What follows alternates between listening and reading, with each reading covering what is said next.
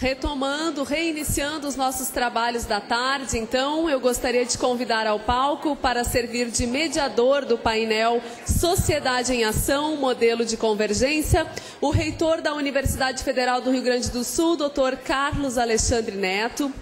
E convidamos também ao palco os painelistas, senhora Maria Helena Pereira Johan Peter, presidente da ONG Parceiros Voluntários, o empresário Dr. Sérgio Cavalieri, presidente da DCE Brasil. José Fortunati, prefeito da cidade de Porto Alegre.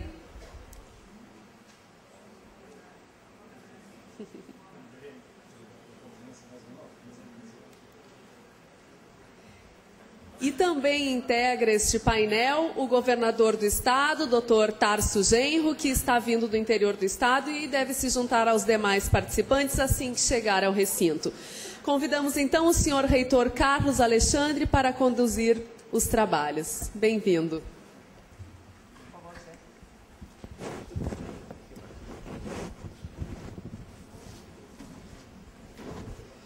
Boa tarde a todos.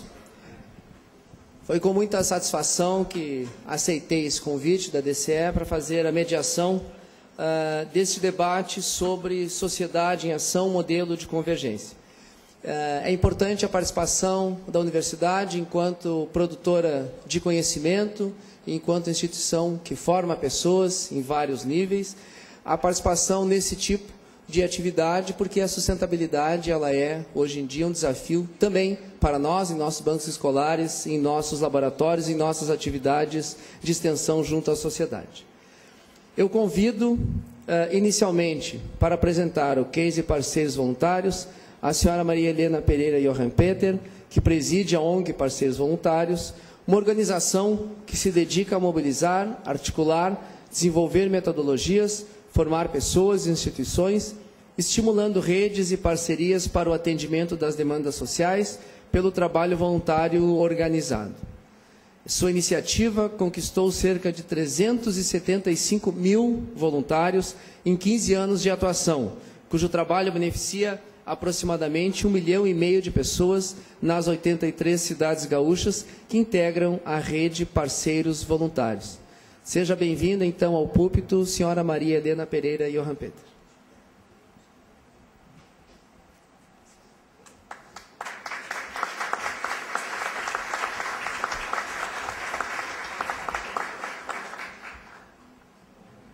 Boa tarde a todos.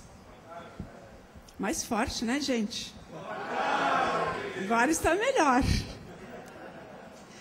Primeiro, eu vou fazer uma observação. Tem poucas mulheres no auditório.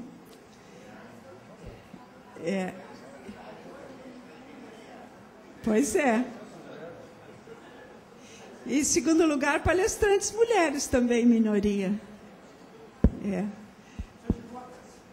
Hã? Mas não preencheu a cota, então. Não preencheram as cotas, não. Está faltando. Agora, no próximo seminário, vai ter que ter um número bem maior de mulheres. O débito deste mais o crédito do outro, tá?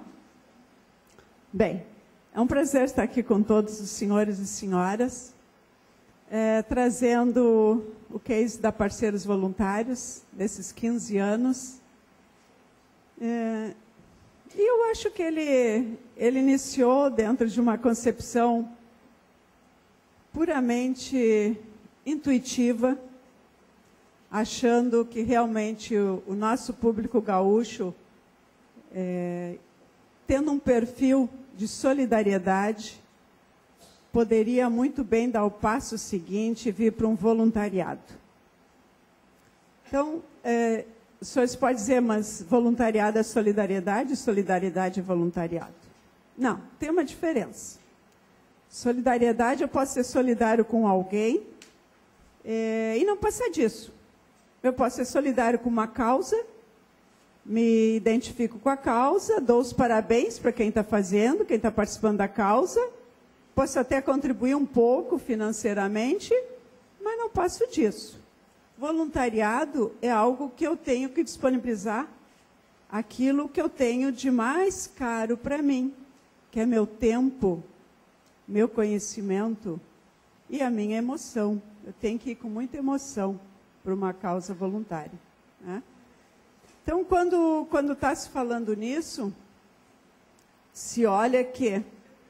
Até antes, durante o intervalo, estava conversando com uma amiga e estava comentando sobre um livro do sociólogo Bauman, que ele diz que o grande mandamento da humanidade é o primeiro mandamento: amar ao próximo como a si mesmo. E o autor diz que algo tem que ser dito que é um mandamento, quer dizer, é mandado que seja assim, porque é algo difícil de ser feito. Porque o nosso DNA de humano nos joga para o individualismo, nos joga para o narcisismo, nos joga que nós temos que pensar em nós para sermos vencedores. Então, nos joga para uma coisa muito eu, né? E aí o mandamento diz ao contrário: amar o próximo como a si mesmo. E aí Bauman busca Freud até para tentar explicar, né, tudo isso. Mas eu não vou trazer isso para os senhores, só estou mostrando o quanto o voluntariado vem de encontro, não ao encontro, vem de encontro à nossa natureza. Nós temos que fazer, então, um pensamento, uma reflexão da importância mesmo do voluntariado. O que significa?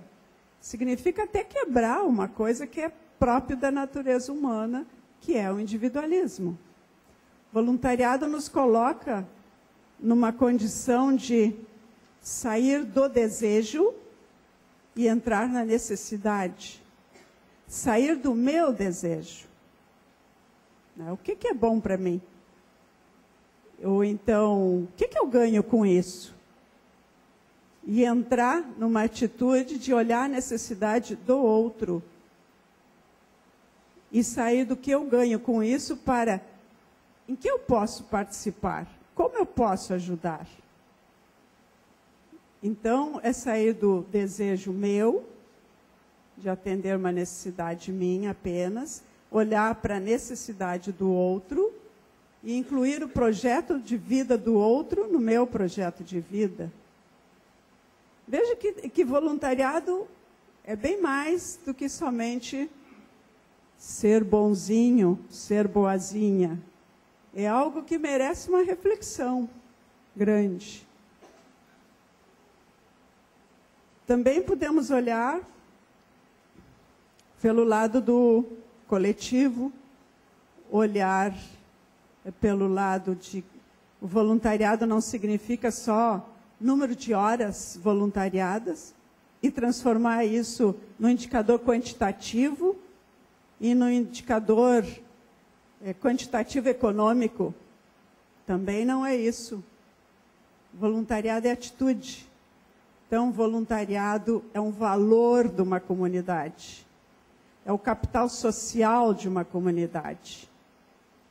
E capital social é alicerçado em 3 palavrinhas muito simples: confiança, colaboração e cooperação. Confiança no outro, cooperação, coopero com o outro e colaboro com o outro, né? Isso é um capital social. Então, isso é uma atitude que existe, né? Eu já participei de muitos seminários que simplesmente olhavam o voluntariado, por exemplo, aqui, se diz 375 mil voluntários. Opa!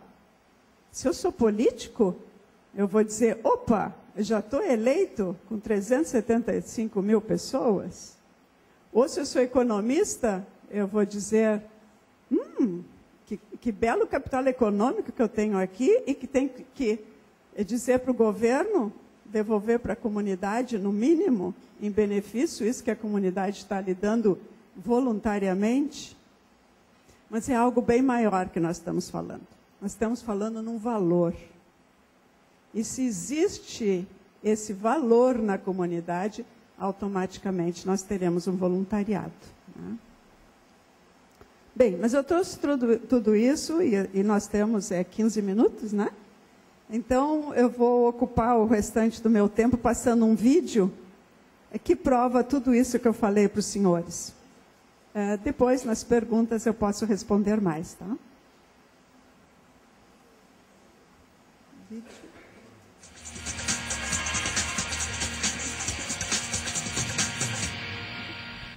Bom dia! A vontade de ajudar move um exército de voluntários por todo o estado, mudando para melhor a vida de milhares de pessoas.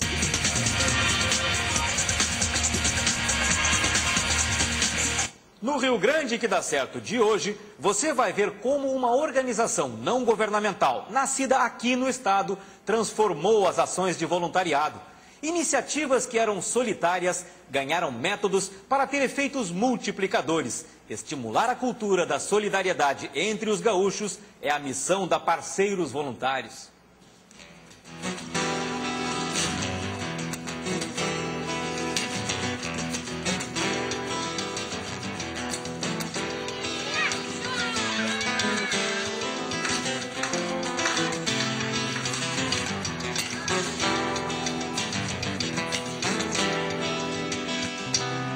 Pedreiros voluntários erguem a creche da vila.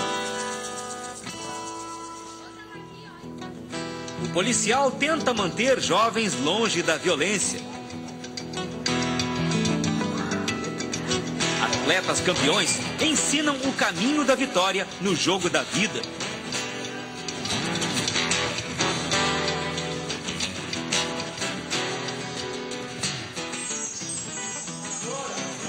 O músico dá um novo ritmo para o dia a dia dos deficientes. E um deficiente físico estimula outros como ele a buscar a superação dos limites.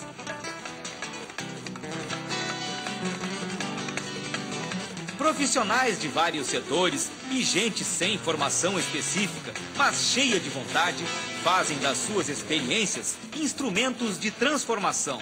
Estudantes entusiasmados com a missão de ajudar, idosos revigorados pela vontade de ser útil e melhorar a vida de quem tenta reencontrar a esperança.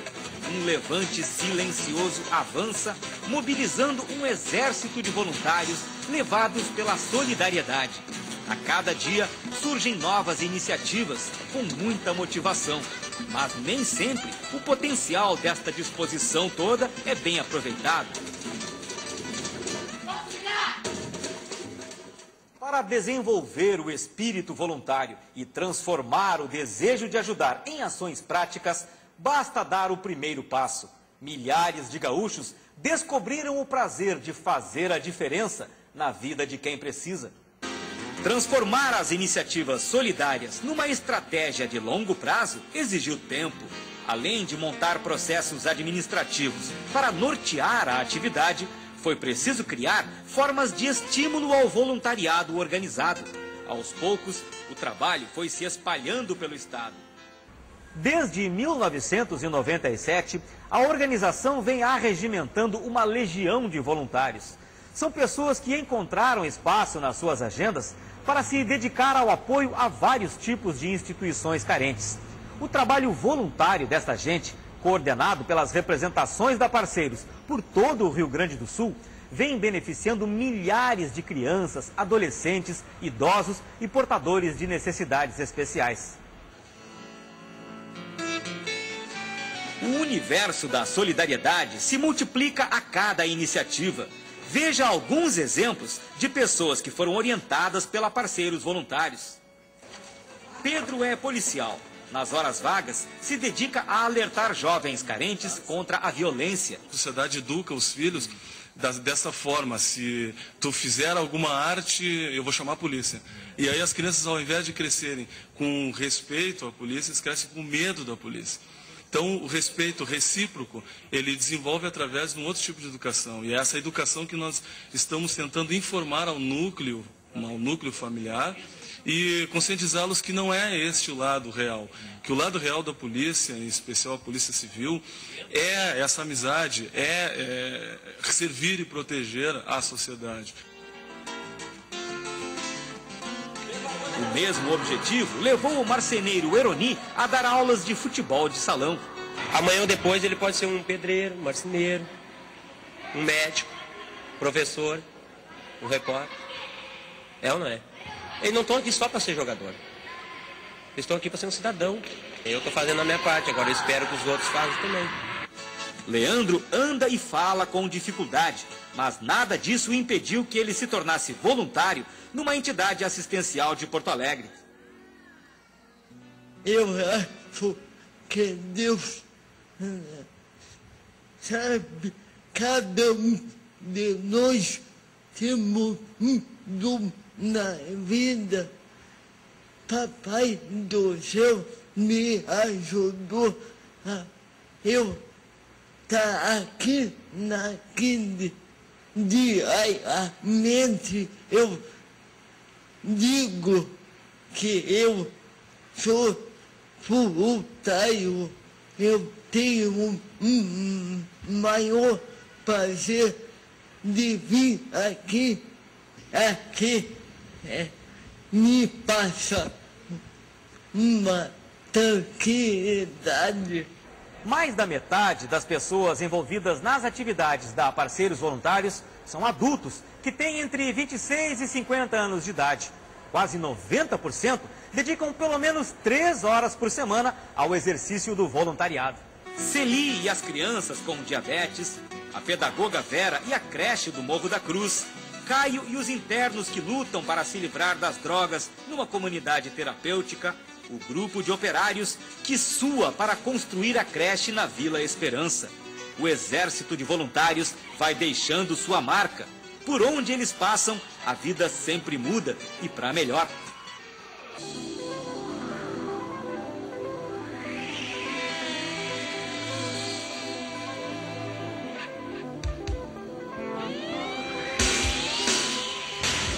Eu acho um trabalho esplêndido, porque além de tu ajudar, assim, ó, eu me sinto compensada por ajudar eles, assim, sabe?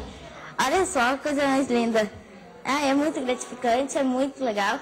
E quero continuar isso, olha, quanto eu puder eu vou estar ajudando. A gente não acreditava que a gente ia continuar. Muitos pensavam, a gente vai desistir, ou não vão gostar. Mas começou a gostar e tal, eles gostavam da gente, lembravam nossos nomes, isso aí marcou muito pra gente, sabe? Situações também que tinham, que eles abraçavam a gente, sabe? A gente gosta disso também. E estamos aí até hoje.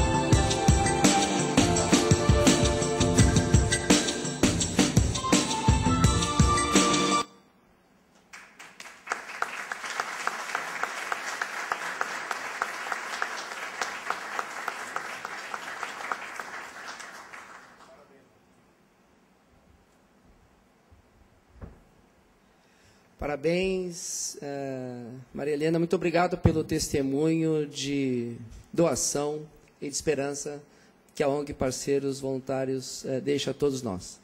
Agora convido o Dr. Sérgio Cavalieri para apresentar o case empresarial.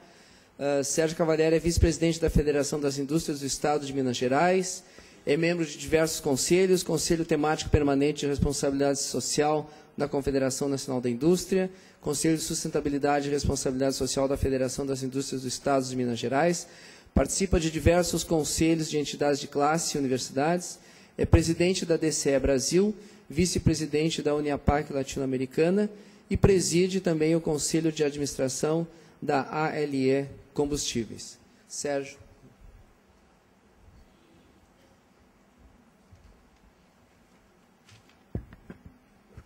Boa tarde a todos. Cumprimento mais uma vez os organizadores do FAS, do segundo FAS. Cumprimento também aqui os companheiros desse painel. E o que eu trago aqui, dentro do contexto do painel de modelo de convergência, que é aquele que une os três setores, o setor de governo, o setor empresarial e a sociedade civil, um caso empresarial em que houve essa conjuminação desses três setores da sociedade para a solução de um problema grave, um problema social em Minas Gerais. É um projeto que eu vou apresentar de uma empresa do nosso grupo empresarial e um projeto desenvolvido em Minas Gerais. Nós vamos falar do Grupo Azamar, que é o grupo que eu represento, depois do IMPP, Instituto Minas pela Paz, o Programa Regresso e o caso empresarial, que é o caso da MASB, é uma construtora que pertence ao nosso grupo empresarial. O Grupo Azamar é um grupo familiar fundado pelo meu avô e 2 cunhados, em 1932. Completamos esse ano 80 anos de atividades ininterruptas. Vou mostrar mais à frente as empresas que compõem o grupo atualmente. E aquela foto é uma foto histórica, tirada mais ou menos no ano de 1937, ali com a figura emblemática da minha bisavó, Emília Wood Soares, carinhosamente chamada pela família como Dona Miluca. Então, a presença da mulher, viu, Dona Maria Helena, aqui muito forte, como inspiradora do início desse grupo empresarial.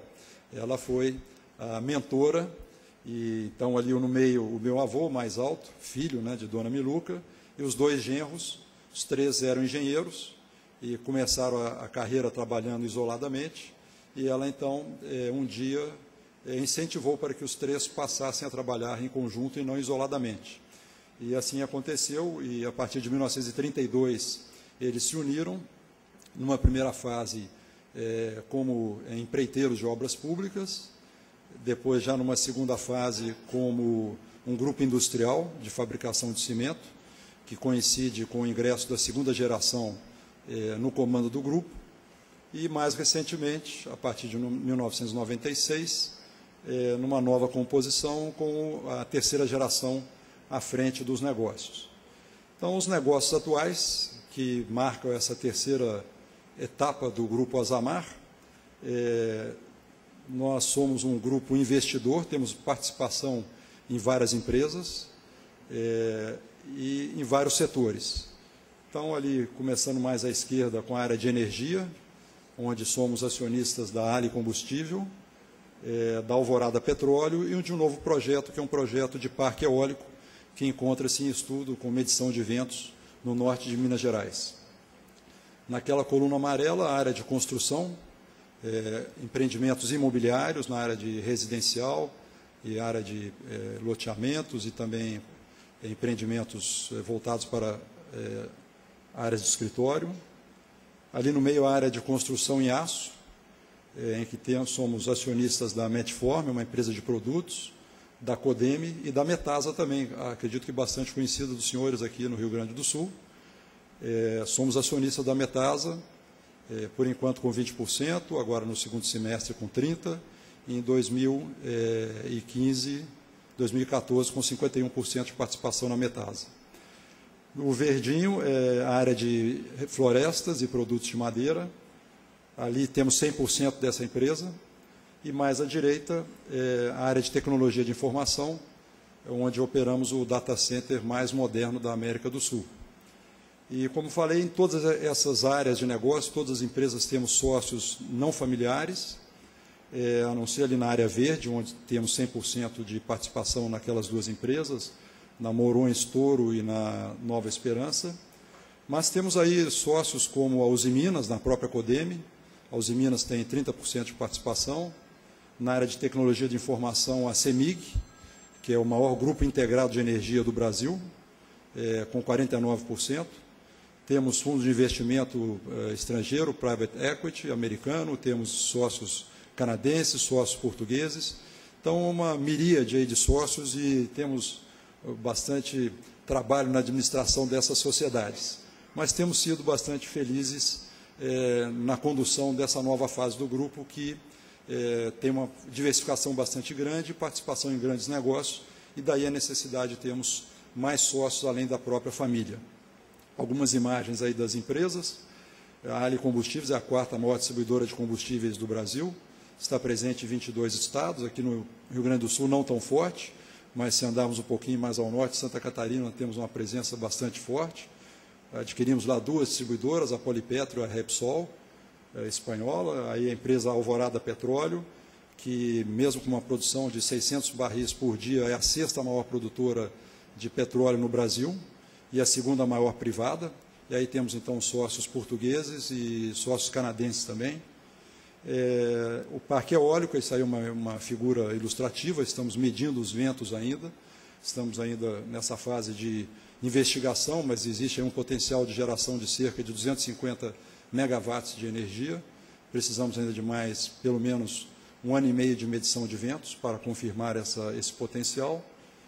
Aí a Codeme, Metform e Metasa, que formam o maior grupo de construções em aço do Brasil, construções de prédios, universidades, shopping centers, indústrias, galpões de armazenagem e de centros de distribuição.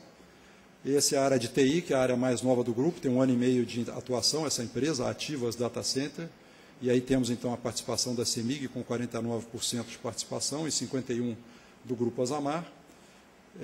Aquela área de madeira, que temos reflorestamento, produtos de postes de eletrificação, postes para morões de cerca, e também madeira em chip para uso em caldeiras para geração de energia, de vapor. Então, temos aí também uma atividade de energia renovável. E a MASB, que nós vamos falar um pouco mais hoje, que é justamente a empresa que está parceira desse projeto, que eu vou fazer o relato. É uma empresa recente, criada em 2007, já empreendeu nesse período, construiu quase 7 mil unidades e com um valor geral de vendas de cerca de $1 bilhão de dólares. Muito resumidamente, a cultura do Grupo Azamar, ela se baseia em 3 aspectos: na religião, na família e no trabalho. Da religião nós tiramos principalmente o amor,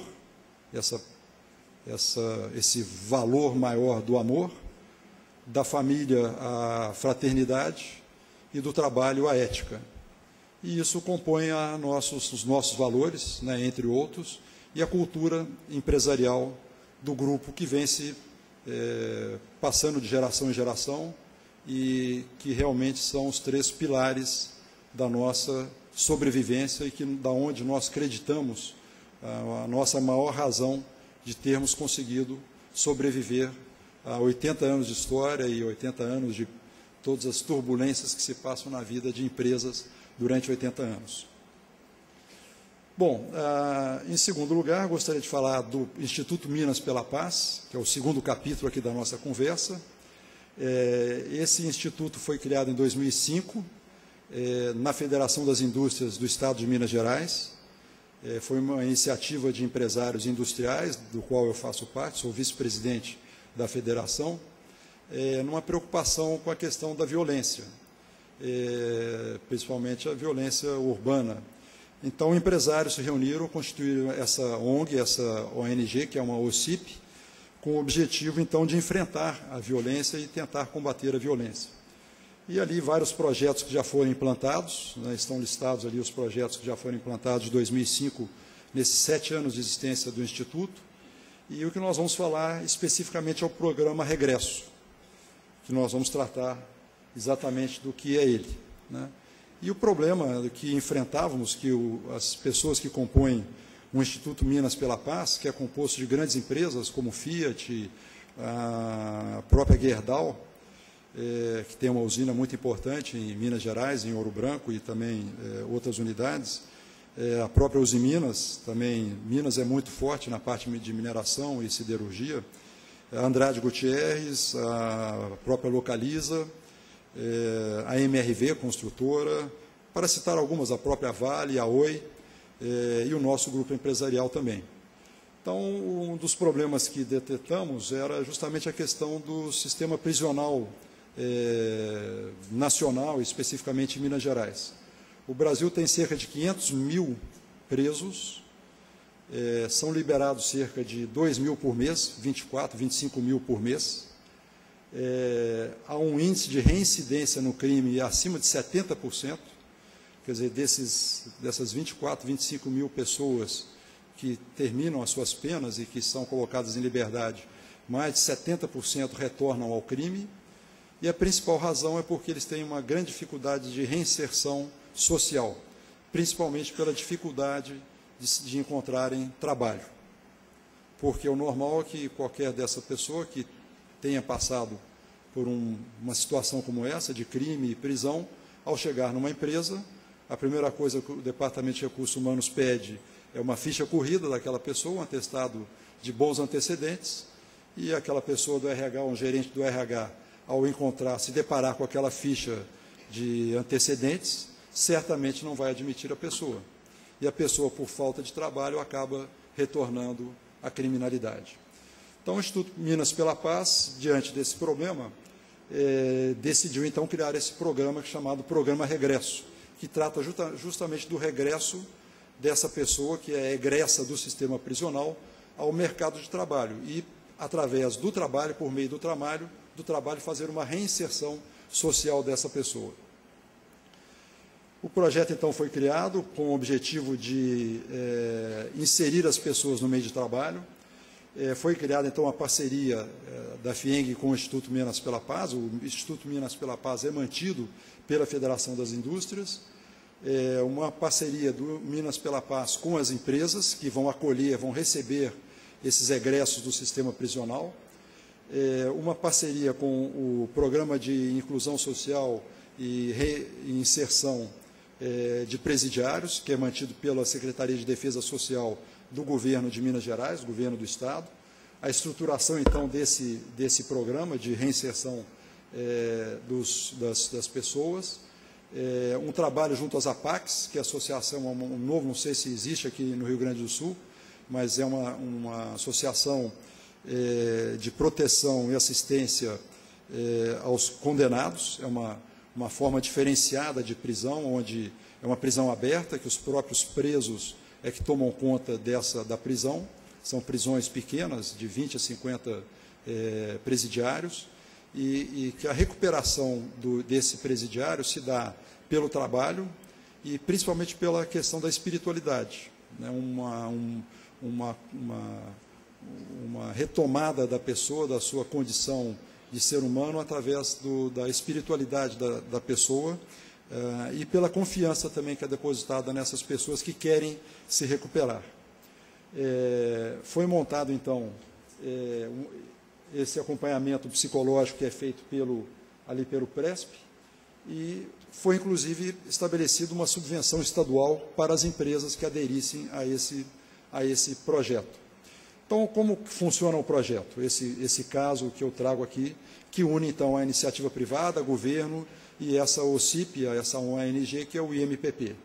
As empresas que existem no mercado de trabalho, que suportam a FIENG, que criaram o Instituto Minas pela Paz, ali em azul, a Secretaria de Defesa Social, que é a Secretaria Estadual, né, um órgão do Estado de Minas Gerais, o sistema prisional, principalmente as APACs, que é o sistema mais humano de se tratar os presidiários, e o fluxo, e aqui o PRESP, que é esse núcleo que foi criado também dentro da Secretaria de Defesa Social, para cuidar especificamente dessa reinserção dos egressos do sistema prisional.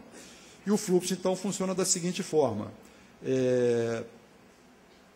A FIENG é a mantenedora da instituição, dessa ONG. O sistema prisional, então, as APACs, treinam, né, os seus presidiários, preparam os seus presidiários para quando vão sair do sistema prisional, informam, então, ao PRESP sobre esses presidiários, e há uma preparação antes que o presidiário saia da prisão. O Instituto Minas pela Paz, as empresas colocam suas demandas, oferecem vagas através do IMPP, o IMPP submete, então, ao PRESP, e o PRESP, então, faz essa seleção de acordo com as vagas que são ofertadas nas empresas, a necessidade de qualificação profissional, o tipo de funcionário, e presta também essa assistência jurídica, sociopsicológica, para que os trabalhadores tenham um bom desempenho dentro das empresas. E as empresas podem, nesse caso, cadastrar na Secretaria de Defesa Social e receber, então, essa subvenção, que representa 2 salários mínimos a cada 2 meses por presidiário egresso do sistema, a cada trimestre, por ex-detento que a empresa concede lugar. É uma subvenção simbólica, como um estímulo para empresas para que elas ingressem no programa.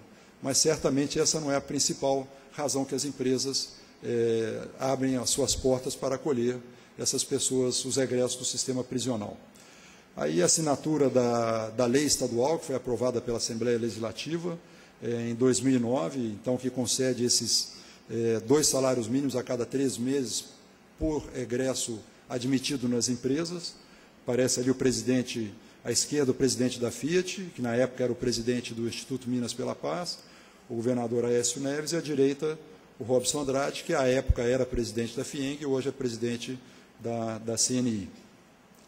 Aí alguns dos resultados que esse projeto já possibilitou de egressos inseridos no mercado de trabalho, treinando-os pelo sistema SESI e SENAI, que também são parceiros nessa reinserção dos ex-presidiários,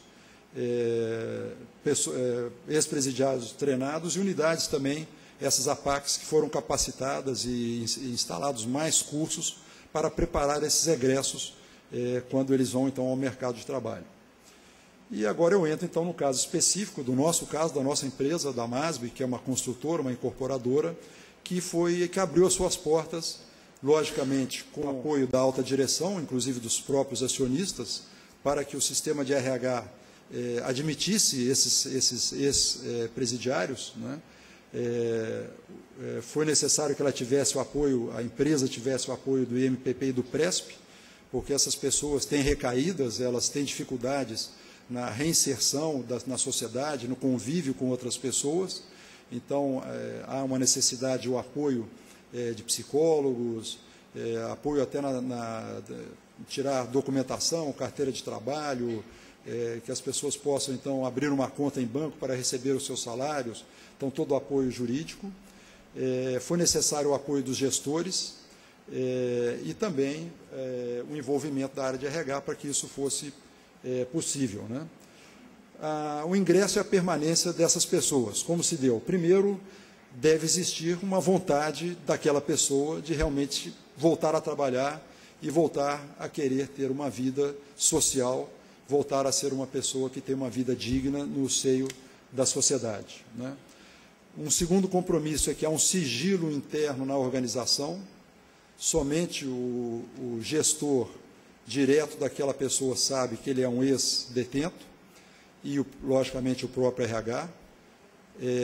Os companheiros de trabalho não sabem, porque se sabem que aquela pessoa é um ex-presidiário, começa a haver uma discriminação e a pessoa começa a ter dificuldades no seu meio empresarial, no meio de trabalho. Imagine uma pessoa chegar em casa e falar para o filho ou para a esposa que está trabalhando junto com um ex-detento, né? Isso já causa uma grande dificuldade, uma perturbação na própria família, o que pode acontecer, porque temos aqui casos, pessoas que foram admitidas que foram condenadas por homicídio. Então, não é qualquer crime, são crimes realmente que choca a população, mas essas pessoas já cumpriram pena e têm a possibilidade e querem voltar ao convívio social, e que em condições normais não teriam essa oportunidade. Há um direito à privacidade do seu passado, como nós falamos, né? E também uma equidade no tratamento. Essas pessoas têm oportunidade da mesma forma que os demais funcionários, com as mesmas condições de salário, as mesmas condições dos seus benefícios que os demais funcionários têm. E aqui é aquele princípio que nós tanto conhecemos da subsidiariedade, quer dizer, é dada a oportunidade e a pessoa então pode crescer, evoluir e ser promovido, como já aconteceu dentro da nossa empresa. Então, nós começamos esse projeto em 2010, de forma bastante tímida, com duas pessoas admitidas, né? E levamos um tempo para conseguir decolar esse projeto.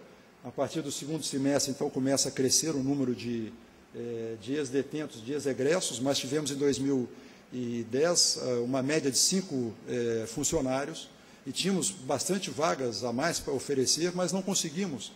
Tivemos dificuldade para combinar as aptidões, as vocações, a vontade da pessoa realmente voltar ao mercado de trabalho, trabalhar corretamente. Muitas pessoas, as vagas oferecidas eram em canteiros de obra, alguns acharam o trabalho pesado, não se adequaram ao trabalho, então tivemos uma rotação bastante grande nesse primeiro ano. Já no ano de 2011, o ano passado, já conseguimos decolar mais o programa e tivemos então uma média de 20 egressos trabalhando dentro da empresa e terminamos 2011 com 28 funcionários e estamos nesse patamar até hoje. Aí uma amostra de pessoas que já foram, inclusive, promovidas depois de admitidas na empresa. Temos, então, praticamente metade que estão na mesma função, a maior parte são serventes de pedreiro, serventes de obra. Já temos 40% foram promovidos uma vez, desses 28 trabalhadores, e 14% já foram promovidos 2 vezes. E o que acontece interessante é que o tempo de permanência dessas 28 pessoas, hoje, é 12 meses, enquanto o tempo médio de permanência na empresa, e é uma média do setor da construção civil, pelo menos em Belo Horizonte, é de 7 meses. E nós temos, então, uma permanência de 12 meses, uma permanência média. E aqueles que ficam mais tempo acabam sendo promovidos, ou seja, há a possibilidade realmente da pessoa se crescer na profissão e progredir e avançar e conquistar cada vez mais reconquistar a sua autoestima. E apenas um comentário ali dos 7 meses, tem muito a ver com a questão dos 6 meses do salário desemprego, que a pessoa faz justo depois de 6 meses de trabalho, e passa 4 meses, então, com salário-desemprego, soma o salário-desemprego com outra atividade informal, soma 2 salários e depois volta ao mercado de trabalho. Essa é uma deformação, vamos chamar assim, que o salário-desemprego acaba trazendo para as pessoas que têm esse tipo de conduta, infelizmente, né? E acho que melhor do que eu ficar explicando o que é o projeto, o que isso tem trazido de impacto nas pessoas, tem um vídeo aqui de 5 minutos, de depoimento dessas pessoas que estão trabalhando conosco, de algumas delas, e o depoimento que eu trago aqui como pessoal é que esse foi um dos trabalhos mais bonitos que nós nos lançamos até hoje. Nós já fizemos vários trabalhos, somos uma empresa socialmente responsável, uma empresa que pratica esses valores, mesmo porque, dado a nossa origem na família, na religião, já temos os valores cristãos, né, muito fortemente sedimentados na nossa prática diária, e além de tudo que fazemos internamente, externamente também apoiamos vários projetos, já apoiamos reconstrução de hospitais, de igrejas, de creches, de clubes sociais, quadras poliesportivas, escolas, mas eu digo para vocês de coração que esse foi um dos projetos mais tocantes, mais realmente emocionantes que eu pessoalmente me envolvi e que pretendo que isso continue, siga à frente, porque é muito difícil se não houver um comprometimento, se não houver praticamente uma ordem dos acionistas da alta direção para a área de RH falando, admitam essas pessoas não serão admitidas em nenhuma empresa e dificilmente encontrarão trabalho e poderão ter a sua reinserção na sociedade. Então, vamos passar o vídeo para que as pessoas possam então, contar um pouco das suas histórias. Obrigado.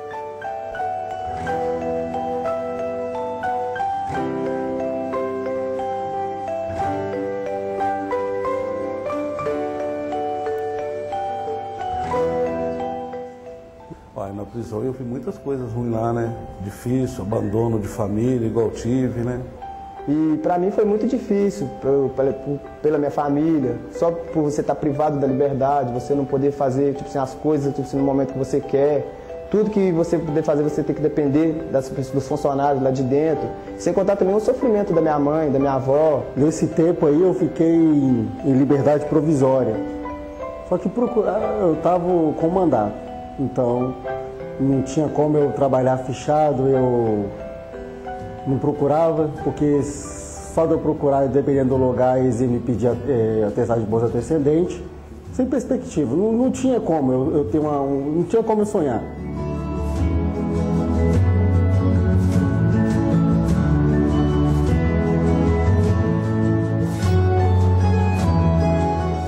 A MASB surgiu na minha vida através do Núcleo de Prevenção à Criminalidade. Outrora procurei serviço e ia em tantas firmas e eles me pediam um atestado de bons antecedentes. E quando eu apresentava, eles me barravam. Eu tinha perguntado para ela se tinha vaga de emprego. Mas eu estava correndo de construção civil, para falar a verdade, eu não queria construção civil não. E comecei a trabalhar, me indicar lá para a obra cenário. No começo lá eu achei que eu não ia dar certo não, pegando muito peso e tudo. Mas com esforço e com a ajuda que eu tive lá, com incentivo, pessoal muito gente boa. E isso vai me dar força, cada dia mais para me crescer. E se eu penso em um oficial, eu vou ser nem na mais, tenho fé em Deus.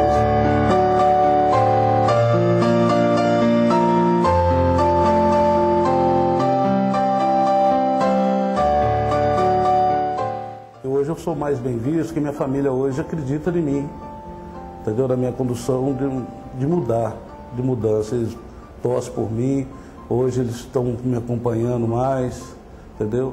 E esse trabalho da MASB aqui trouxe muito benefício para mim também, porque ele me aproximou mais da minha família, igual meus filhos, entendeu? Hoje eu tenho condição de estar mais próximo deles, e eles também fazem até questão de estar, porque estão vendo que eu tenho condição de também estar ajudando eles em alguma coisa, né? Porque antes, só chegava em casa antes de um jeito que só Deus. Hoje não, eu saio de manhã, chego à noite, às vezes à tarde, e tenho um respeito das minhas irmãs, tenho um respeito da minha filha. Os vizinhos me veem de outra forma, entendeu? Eu tenho outros planos. Eu tenho 3 filhos, um já casado e 2 menores, e a minha família caminhou comigo. Até então eu creio que a família é que sofre mais quando acontece uma fatalidade dessa, infelizmente, mas o que me sustentou muito foi a minha esposa. Ela foi uma bênção na minha vida, a Mola Messi esteve comigo, graças a Deus.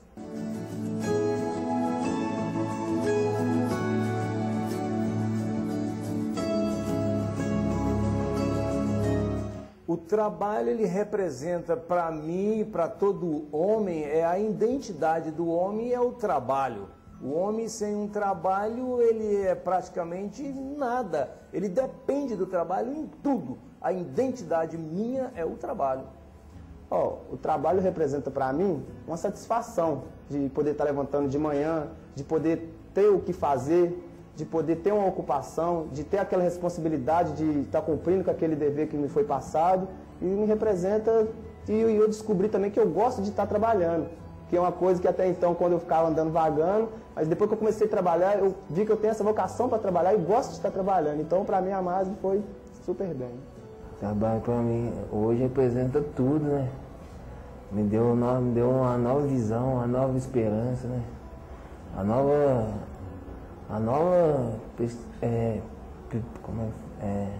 novo plano de vida, né?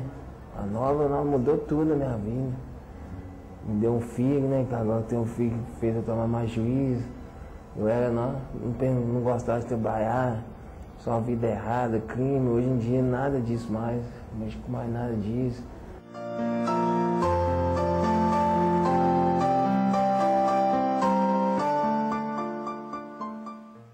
Meu nome é Luciano Borba, eu tenho 52 anos, eu estou há 2 anos e 10 meses trabalhando com a MASB, sou casado, hoje sou eletricista, comecei como ajudante de produção, fui ajudante de eletricista, meio oficial, hoje sou um eletricista, graças a Deus, e pretendo ir a encarregado.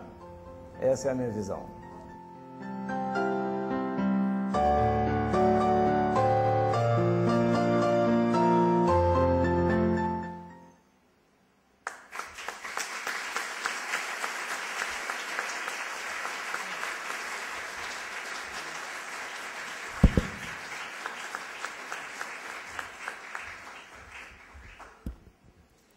Parabéns, doutor Sérgio, pelo belíssimo case de confiança e esperança também.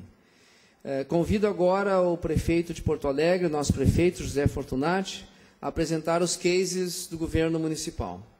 Um breve currículo: José Fortunati é formado em matemática, administração pública, administração de empresas e direito pela Universidade Federal do Rio Grande do Sul. Como funcionário de carreira do Banco do Brasil, foi líder sindical, presidente do Sindicato dos Bancários, eleito vereador da capital, foi também deputado estadual constituinte e deputado federal. Exerceu cargos de secretaria de governo estadual e municipal. Em 2 oportunidades foi eleito vice-prefeito de Porto Alegre e há 2 anos assumiu o cargo de prefeito da nossa capital. Com a palavra, prefeito Fortunati, que fará uma explanação do que está realizando para tornar o nosso município, a nossa Porto Alegre, sustentável. Prefeito.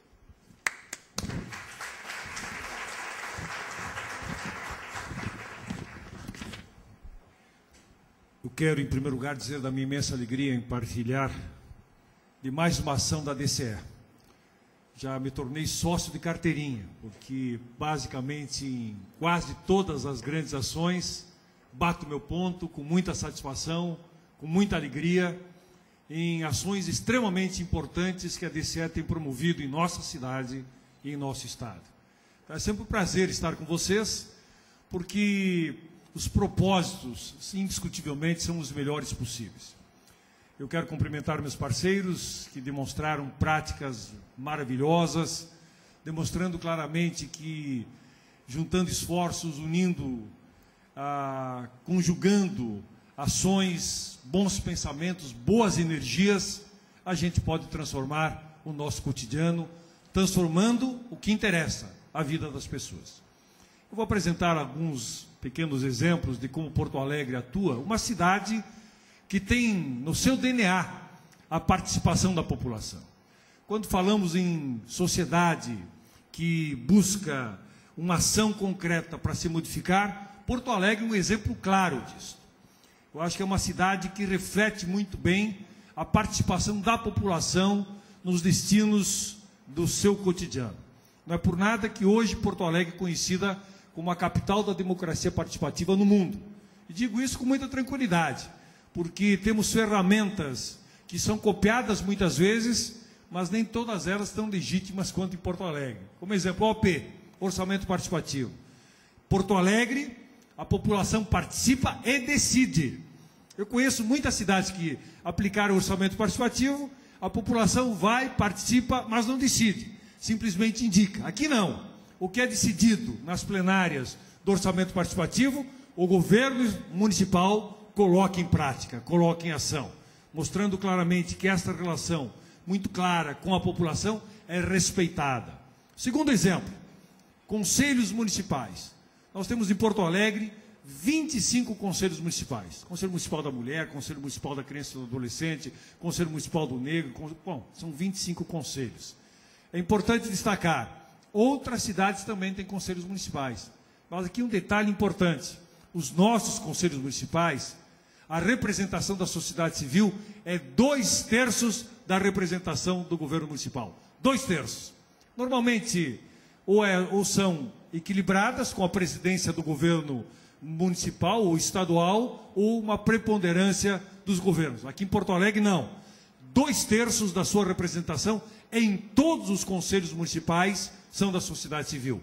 E todas elas com caráter deliberativo.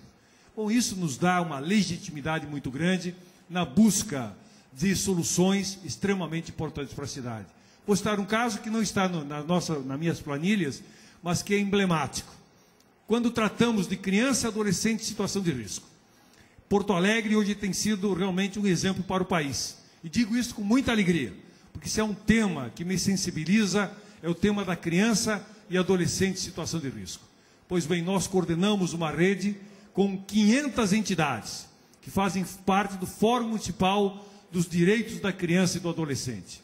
Esse Fórum Municipal, que tem a coordenação da Prefeitura Municipal de Porto Alegre, com entidades da sociedade civil, fez com que, em muito pouco tempo, Porto Alegre conseguisse retirar milhares de crianças das ruas de Porto Alegre. Há pouco tempo atrás, meu reitor nesta parceria que temos com a nossa Universidade Federal do Rio Grande do Sul, a nossa universidade saiu pesquisando, como faz todos os anos, as crianças de rua. E tiveram dificuldades, os pesquisadores, de encontrar crianças nas ruas de Porto Alegre. Isso não é um caso qualquer. 0 Hora deu manchete de capa este fato, que não é um fato qualquer. Ou seja, algo que foi construído. Empresários doando para o Fundo Municipal dos Direitos da Criança e do Adolescente, as entidades estabelecendo a sua relação, a Prefeitura Municipal de Porto Alegre coordenando esse processo, fazendo, investindo fortemente para que as coisas acontecessem, tendo secretarias que na transversalidade atuam de forma muito forte, como a FASC, Saúde, Educação, enfim, tantas secretarias, o esporte que tem um papel importante, reduzindo sensivelmente. A pesquisa aponta que hoje nós não conseguimos atender apenas 40 crianças que estão em situação de rua, porque eles não aceitam as políticas públicas que nós estamos empregando. Ou seja, algo maravilhoso. Isto possibilitou que nessa semana nós recebemos, aliás, semana passada, nós estamos apenas na terça-feira, nós recebêssemos o anúncio formal da Brinc, que eu estarei recebendo no dia 27, agora de junho, em Brasília, em nome da cidade, o prêmio Prefeito Amigo da Criança. Um esforço de toda a sociedade para que nós realmente chegássemos a esse resultado. Então esta é a cidade em ação. É a cidade com sustentabilidade que todos nós desejamos. Voltadas para as pessoas, construída de forma absolutamente coletiva. Eu fiz tudo isso porque não havia colocado exatamente esse exemplo, que para mim é o maior, o que mais dá dignidade, porque mexe exatamente com aquela população que é a mais sensível, que obviamente precisa de um cuidado maior, que é a criança em situação de risco. Mas eu vou dar outros exemplos de como nós estamos cuidando da cidade. Eu vou falar rapidamente, porque eu sei que o Busato esteve com vocês há poucos minutos atrás. Ele tocou em 2 assuntos fundamentais que eu iria tocar e eu vou passar adiante, que é Eu Curto e Cuido, que é esta campanha que nós estamos desenvolvendo na cidade, mostrando claramente que o cidadão, juntamente com o poder público, devem cuidar da sua cidade.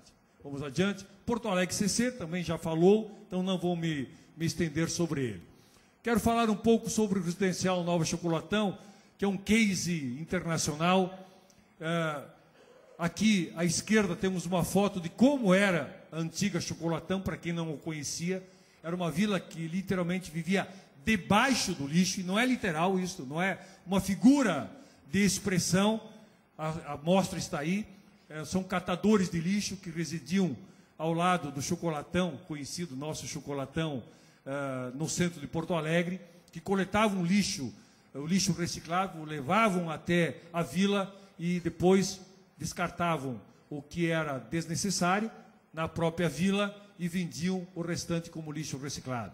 Nós tínhamos lá uma presença muito forte de famílias, conseguimos deslocar essas 700 pessoas que moravam na antiga Vila Chocolatão para a nova Vila Chocolatão, que fica lá na Protásio Alves.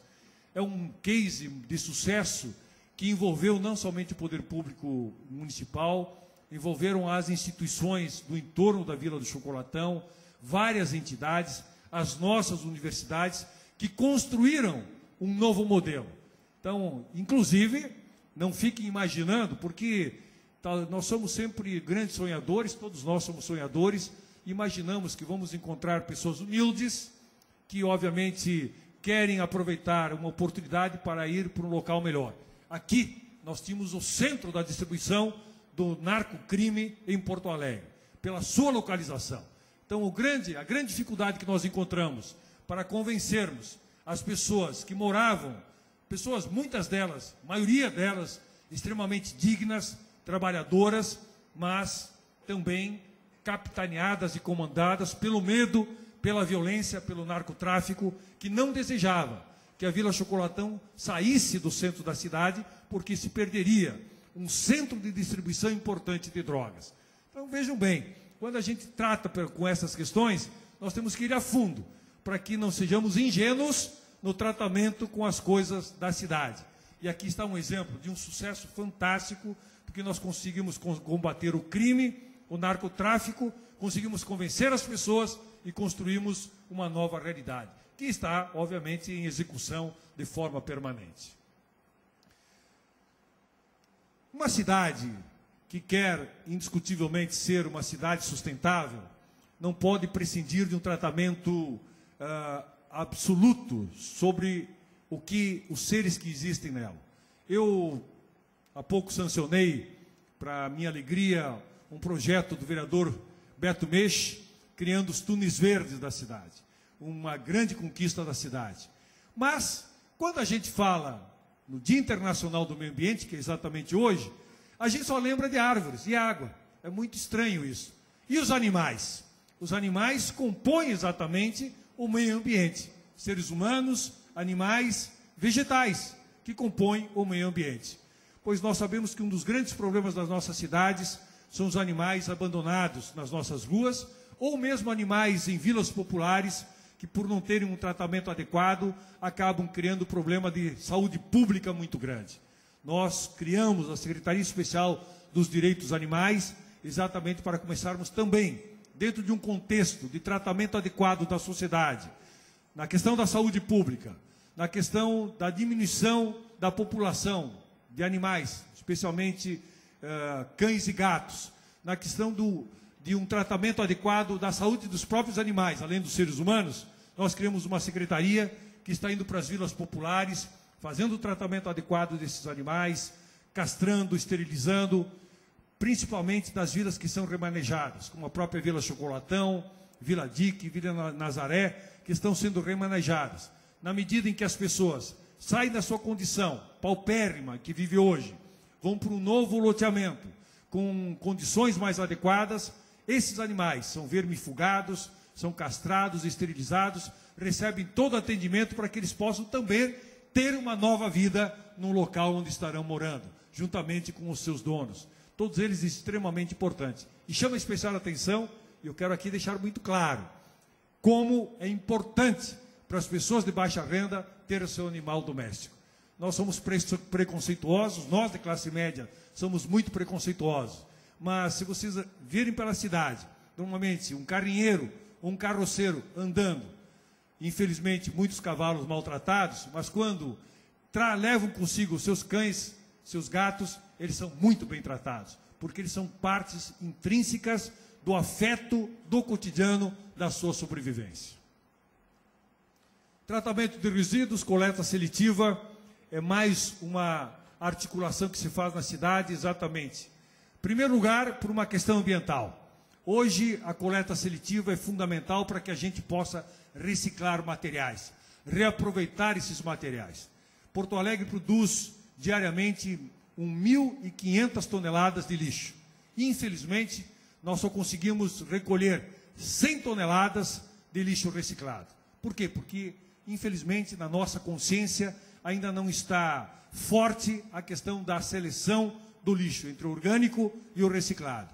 Eu não vou fazer o teste aqui para não constranger ninguém, mas tenho certeza absoluta que uma parte considerável ainda desse plenário, que é formado por pessoas com um entendimento muito forte, certamente com um nível superior na sua totalidade, ainda não fazemos a coleta seletiva, a separação do lixo em nossa cidade. E aí vem a desculpa. Ah, não, mas onde é que eu colocarei o lixo reciclado? É importante para o nosso visitante saber que Porto Alegre é a única capital do país que faz a coleta seletiva do lixo 2 vezes por semana em todos os bairros da cidade. E mesmo assim, só coletamos 100 toneladas. Para onde é que vão essas 100 toneladas? Vão exatamente para 18 unidades de triagem de lixo. Estamos construindo mais 2, chegaremos a 20. São 18 unidades de triagem, onde estão lá trabalhando 800 ex-catadores de lixo, que estavam nas ruas da cidade e que hoje estão nas nossas usinas de reciclagem.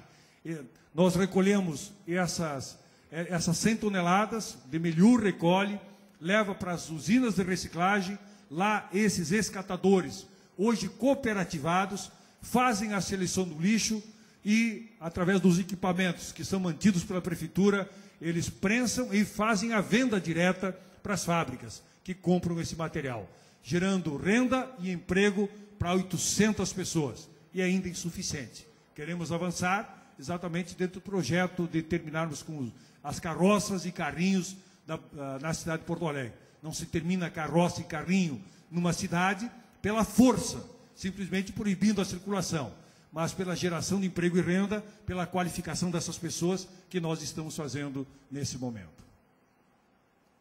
Central de Resíduos Sólidos é uma parceria que nós estamos buscando com a iniciativa privada para darmos também uma atenção específica aos resíduos da cidade. Orla do Guaíba é uma outra construção coletiva que estamos fazendo, buscando também numa homenagem ao Dia Internacional do Meio Ambiente, fazendo uma referência.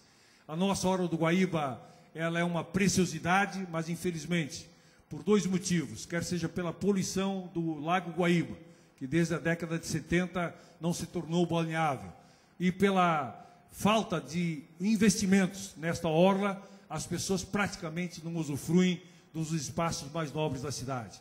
Nós estamos finalizando todo o processo e o projeto do arquiteto Jaime Lerner com a sua equipe. Estaremos em julho fazendo a licitação para começarmos a licitação desta importante área que se tornará uma das áreas mais importantes de Porto Alegre. Arroio Dilúvio, e é importante fazer uma outra referência à nossa URGS e à PUC, nossas duas universidades. Sabemos nós que o Arroio Dilúvio continua sendo um dos locais mais contaminados e mais poluídos da cidade de Porto Alegre. Em viagem, há pouco tempo, feito à Coreia do Sul, o governador Tarso Genro levou pesquisadores da URGS e pesquisadores da PUC junto. Lá em Seul, constataram a existência de um arroio, que é muito menor do que o Arroio Dilúvio. Na verdade, é praticamente 1/3 do Arroio Dilúvio. Mas que acabou demonstrando que é possível fazer-se uma grande revolução com o arroio. Inicialmente, eu não vou me prolongar, porque isto levaria por si só uma palestra, o que, na verdade, os coreanos pensaram? Construir sobre o Arroio Dilúvio, sobre o arroio, aliás, lá de Seul, uma grande rodovia. Na verdade, era uma rodovia, estilo da linha vermelha, da linha amarela, em 2 andares. Ocuparam plenamente o arroio com a construção de vias. Proposta que, aliás, muitos fazem em Porto Alegre. Com o passar do tempo, e muito pouco tempo, acabaram se arrependendo mortalmente, porque criou o caos na cidade, a poluição, empobrecendo exatamente aquelas regiões onde as construções foram feitas. O que Seul fez? E aí tem um vídeo fantástico que os nossos pesquisadores trouxeram. Desmontaram completamente a via, retirando todo o concreto e aí fazendo o trabalho ambiental correto. Em primeiro lugar, trataram do arroio de forma adequada. Em segundo lugar, tornaram o Arroio de Seul, eu estou com o Arroio Dilúvio na cabeça, o Arroio de Seul, porque eu quero que o Arroio Dilúvio se torne igual. O Arroio de Seul, um dos locais mais acolhedores da capital dos coreanos. Isso está demonstrado, mostra claramente que sempre que a gente coloca o nosso olhar em privilegiar o automóvel, a cidade perde com isso. E o caso de Seul é muito claro. Quando a gente muda o nosso olhar e pensa na qualidade de vida do cidadão, como é o caso de Seul, ganha a cidade. Pois bem, a partir do retorno dos pesquisadores da PUC e da URGS, nos reunimos na prefeitura e resolvemos formar um GT, um grupo de trabalho para discutir o Arroio Dilúvio.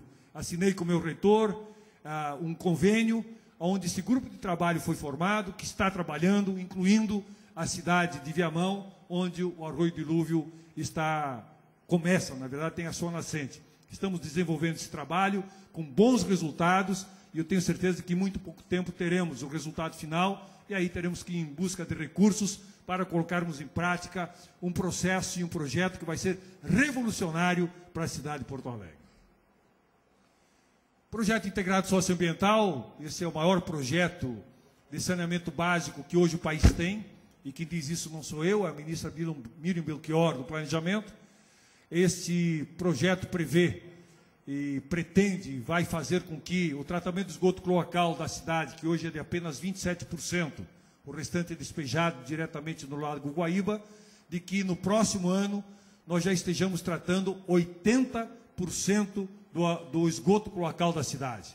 É um projeto inovador, e é inovador mesmo, para vocês terem uma ideia, essas tubulações que vocês estão vendo na foto, elas têm 515 metros de comprimento. faço desafio, se vocês conhecerem uma tubulação desse tamanho em qualquer parte do país, eu deixo o meu mandato hoje. Por quê? Porque esta é uma tecnologia que foi trazida do Chile. Nós não tínhamos nenhuma empresa brasileira que produzisse uma tubulação desse tamanho. Buscamos a tecnologia no Chile, que se associou com uma empresa brasileira. Não tivemos capacidade de instalar esta empresa por problemas elétricos no Rio Grande do Sul. Se instalou em São Paulo, os tubos foram construídos em São Paulo, vieram por alto mar, puxados, porque não havia navio que pudesse conduzir, e pela Lagoa dos Patos chegaram a Porto Alegre. Estão sendo colocados, e isso vai possibilitar que façamos, através de várias obras, como aquela que fica ao lado do shopping Barra Sul, de que nós possamos realmente fazer um tratamento adequado do esgoto cloacal da cidade de Porto Alegre, que acabará, ao fim e ao termo, sendo despejado no Lago Guaíba em condições ambientalmente sustentáveis.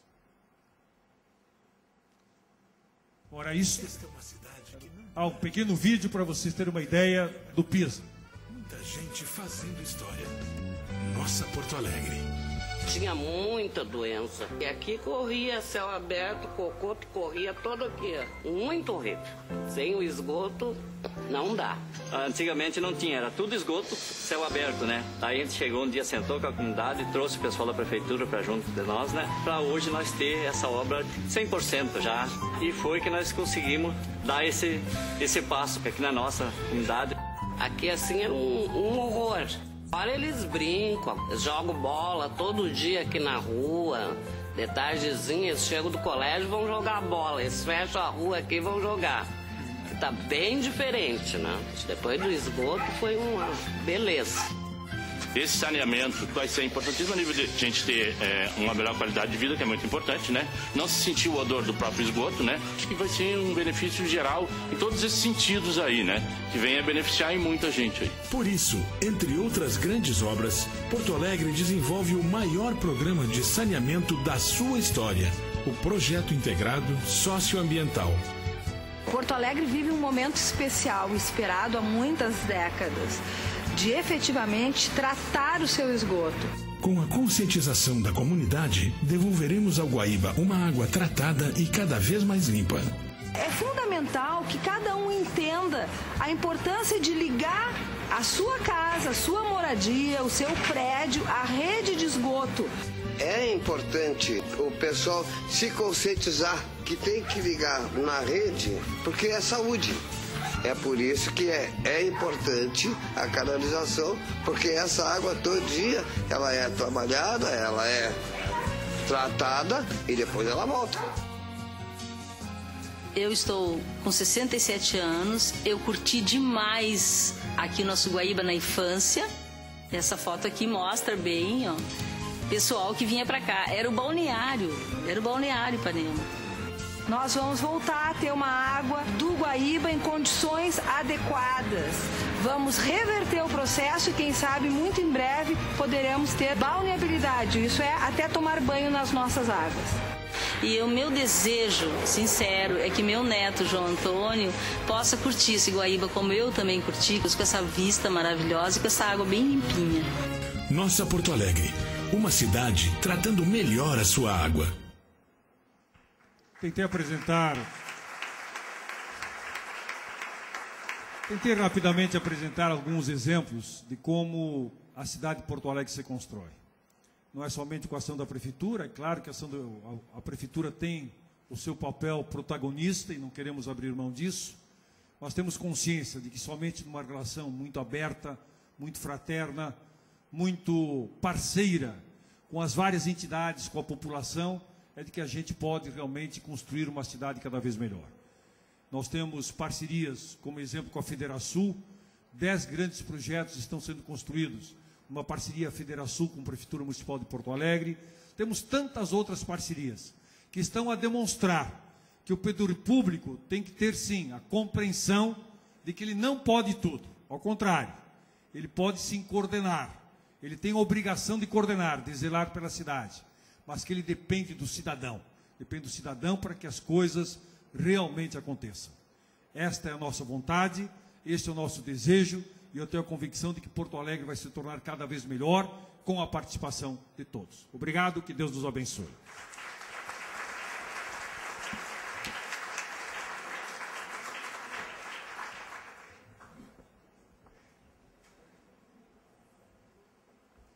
Muito obrigado, prefeito Fortunati. Passamos agora à fase das perguntas. Poderiam só aumentar um pouco a iluminação aqui no palco? Então fica difícil de ler. Luz. Obrigado. A primeira questão, então, para a senhora Maria Helena. Quais os critérios exigidos pela Parceiros Voluntários para que uma organização social busque ou utilize os voluntários cadastrados? Nós conveniamos todas as organizações que queiram estar conosco, recebendo os nossos voluntários. Esse convênio é coisa bem singela. A organização tem que nos trazer comprovação que ela é juridicamente constituída, que tem um projeto aprovado, né, nos conselhos, que a organização não tenha como endereço uma residência, mas sim que tenha jurídica diferente do endereço dos fundadores da organização. Em linhas gerais é isso. Mas o que significa esse convênio? A organização passa a fazer parte de uma rede de organizações sociais. Ela recebe recursos humanos voluntários, recebe toda uma capacitação em gestão, desenvolvimento de lideranças, gratuitamente. E também entra numa rede de TI, né? Ela passa a ter um programa que pode fazer a sua gestão por intermédio da TI. Então, as organizações sociais é isso, né? Além de receber o voluntário, recebe gestão e uma rede de TI. Muito obrigado. A pergunta seguinte ao prefeito Fortunati: por que a Secretaria dos Animais não presta também cuidados aos cavalos? Em Porto Alegre ainda existe uma cultura muito forte relacionada com esses animais e as carroças nas ruas. Não, a Secretaria Especial dos Direitos dos Animais presta também atendimento aos cavalos. De que forma? Duas formas. Bom, naturalmente nós não atuamos através da Secretaria na apreensão dos animais, porque nós não temos o poder de polícia. Esse poder de polícia, ele é da Brigada Ambiental, da Brigada Militar Ambiental, que obviamente pode apreender o animal, ou quando ele é abandonado pela IPTC. Nós recolhemos esses animais vão para uma área que nós temos lá no Lami, eles ficam abrigados, tratados com o veterinário. Depois do tratamento adequado, quando esse animal estiver já devidamente recuperado, até tempos atrás esse animal era leiloado. Nós cortamos com esta postura, porque muitas vezes o animal leiloado acabava voltando para o dono que o maltratava anteriormente.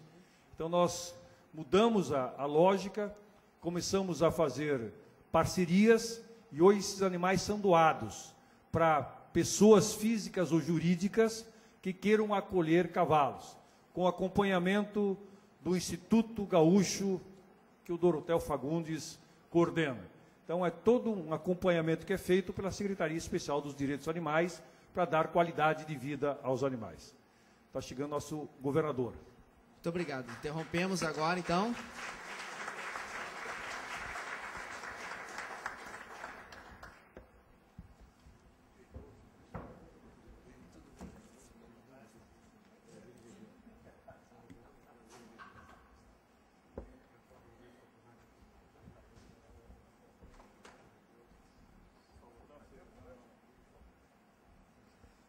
Muito bem. Convido, então, o governador do Estado do Rio Grande do Sul, Tarso Genro, a falar sobre o novo modelo de desenvolvimento e sustentabilidade para o Estado. O Dr. Tarso Genro graduou-se em Direito pela Universidade Federal de Santa Maria, iniciou sua carreira política como vereador na mesma cidade, foi eleito 2 vezes prefeito de Porto Alegre e, no governo Lula, assumiu o Ministério da Educação, o Ministério das Relações Institucionais e também o Ministério da Justiça. Atualmente, governa o Estado do Rio Grande do Sul. Com a palavra, o governador Tarso Genro. A minha saudação, em primeiro lugar, ao meu querido amigo, presidente da DCE, doutor Antônio D'Amico, que é uma pessoa que tem sido dotada de uma capacidade extraordinária de diálogo, de persuasão, de participação, e, sobretudo, de cidadania que se expressa nas suas atitudes, na relação com os poderes públicos e também nas suas relações interpessoais. Meu abraço, querido amigo. Senhor presidente da DCE do Brasil, doutor Sérgio Cavalieri, quero saudá-lo, saudando toda a diretoria associada da DCE. Meu estimado reitor da Universidade Federal do Rio Grande do Sul, professor doutor Carlos Alexandre Neto, com quem sempre mantive um diálogo de altíssimo nível, e aproveito para agradecer publicamente a colaboração que a nossa universidade dá ao nosso governo, ao Estado e ao país. Meu estimado amigo, prefeito municipal de Porto Alegre, José Fortunati, uma pessoa de alta respeitabilidade política e de alta respeitabilidade como gestor também, quem eu tenho o prazer de privar da sua amizade também há longos anos. A senhora Maria Helena Johan Peter, presidente da Parceiros Voluntários, terceiro setor. A senhora Maria Helena dispensa apresentações e comentários. Uma pessoa que está sempre na linha de frente da discussão, na elaboração e na prestação de serviços como líder do terceiro setor no nosso Estado. A minha saudação especial ao presidente da Uniapac, João Manuel Valdívia, e ao ex-ministro das Finanças do Chile, estimado doutor Eduardo Aniná, que já saiu, que me deixou gentilmente um bilhete para que nós pudéssemos manter contatos. Senhores empresários, representantes da imprensa, senhoras e senhores. Em primeiro lugar, é uma honra estar aqui novamente nessa discussão, nesse debate. Num debate como esse, a gente não só tem a possibilidade de testar opiniões, de apresentar opiniões, fazer provocações à reflexão, no bom sentido que essa expressão encerra, mas também de acumular, de conhecer, de ilustrar-se com os debatedores e as opiniões que são aqui vertidas. Eu não quero ser um expositor pessimista aqui nesta reunião, mas quero fazer uma reflexão um pouco mais de fundo para chegarmos aqui no Estado na questão do significado da sustentabilidade para nós. Em dois níveis. Sustentabilidade política, que é uma preliminar para que se possa ter sustentabilidade no desenvolvimento, para que se possa ter sustentabilidade eventual, porque dificilmente governos que não tenham estabilidade política, maioria política relativamente estável, e que não tenham condutos de diálogo organizado com a sociedade civil, com todos os setores, que vai dos grandes empresários até as pessoas de mais baixa renda, trabalhadores de mais baixa renda na sociedade, dificilmente essas pessoas poderão imprimir um programa de governo ou imprimir atos de gestão que apontem para uma contratendência. E agora eu quero dizer o que significa para mim essa contratendência. Se nós formos analisar de uma maneira fria a história da humanidade e a história do processo de acumulação, que passa por diversas formações sociais, das formações sociais mais primitivas até as sociedades burocrático-totalitárias, autodesignadas como socialistas, passando pela sociedade capitalista, nós vamos verificar que o processo de acumulação e de redistribuição, o processo de produção de bens materiais para serem impregnados na sociedade, seja com o modo de vida mais primário, seja através de uma sociedade mais de consumo, propriamente dito, toda a história da humanidade é uma história de antissustentabilidade. Nós temos exemplos particulares, nós temos exemplos parciais de sociedades primitivas, sociedades coletoras principalmente, sociedades mais arcaicas que viviam ou vivem ainda num regime de harmonia com a naturalidade e que não se propagaram para o conjunto da sociedade humana. Todos os regimes de vanguarda, todos os regimes que representaram alteração nas forças produtivas, todas as formas de organização social e de Estado que promoveram processos produtivos, seja com a maior tendência a uma acumulação privada, seja com uma maior distribuição social, como é o caso dos regimes capitalistas dentro da social-democracia, e mesmo dentro dos socialismos, né, cujas experiências ocorreram no século passado, que redundaram em totalitarismos, que se autodestruíram, inclusive, sempre foram não sustentáveis.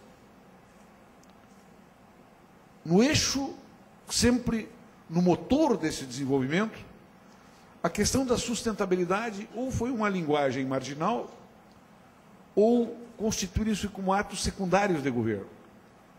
Porque o poder da acumulação, seja acumulação via Estado, nessas experiências totalitárias, seja acumulação privada dentro de regimes capitalistas, dentro da democracia ou fora da democracia, a tendência mais expressiva desse desenvolvimento sempre foram antissustentáveis e predatórias, onde a questão da relação harmônica do homem com a naturalidade e o respeito ao estoque do capital natural nunca foram elementos fundantes desse modelo de desenvolvimento.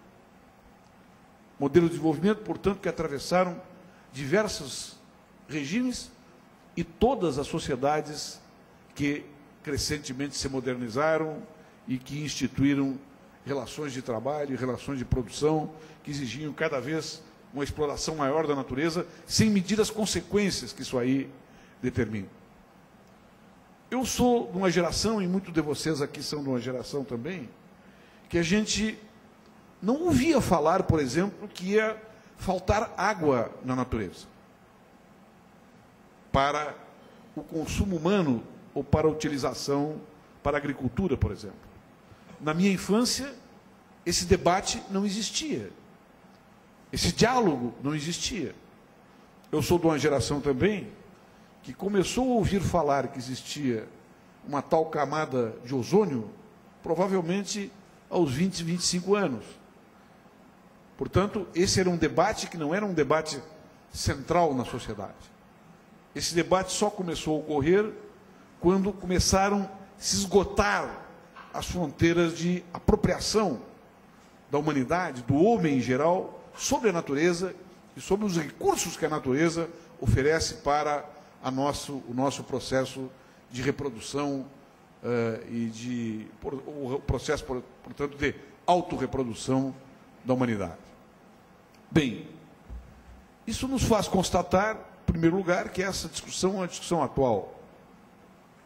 E, se ela é uma discussão atual, ela não partiu da espontaneidade do desenvolvimento anterior. Ela foi e é um ato de consciência, fundante, portanto, de uma nova visão do poder público e fundante também de uma nova ética pública. Portanto, ela é uma anti-espontaneidade. Ela se coloca no contrário do ciclo firmado pela história da humanidade, pelo ciclo instituído pela história da humanidade, de que a exploração da natureza ela é infindável, que ela é permanentemente renovável e que a naturalidade oferece um estoque de recursos, um estoque de reservas, portanto, que pode ser apropriado por nós indefinidamente. Então, este ato de consciência é um ato de consciência profundamente moderno, atual, é mais do que moderno, ele é contemporâneo.